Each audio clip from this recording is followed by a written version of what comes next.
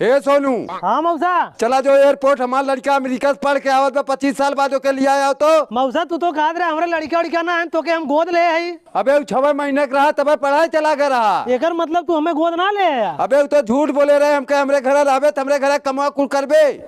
जल्दी से लिया का आज जमीन जायदाद कुल ओकरे ना करब। हमें चूतिया बनाए खाली काम करवावत हन मर्दवा। मौसा मर्दवा हमरे साथे बहुत बड़ी गद्दारी करे। कैसन बड़ा परेशान है। अरे यार मौसा कहा हम तो के गोद ले आई। अब कहा हमरे 6 महीने का लड़का रहा वो अमेरिका पढ़त रहा। आज 25 साल बाद आवत हो कुल जमीन जायदाद हम ओकरे नाव करब। अच्छा तब 6 महीने का तोर मौसा की पहचान नहीं है ना तब मतलब चलो तोरे मौसा के लड़का हमें ही बनिया था। पहले खेतवा तो कुल लिखवा ले बाद में फिर तोरे नमो करवा दे। हाँ यार सही कहा था। चल 1 मिनट रुका हम कपड़ा पहन का होते। चल बेटा अब जमीन जायदाद तोरे नाव कह दे। हम जाते तीरथ पे। हे भैया ये लागे चला कुल हमरे नाव कहना तू। कैसे तोरे नाव कह दे। अरे मौसा ही तो हमारे साथी हैं। तुम्हारे लड़का को अपने रास्ते में निपटा दे। अरे सारे लुटेरा लूट लिया हम तो ने। हे चला कराओ।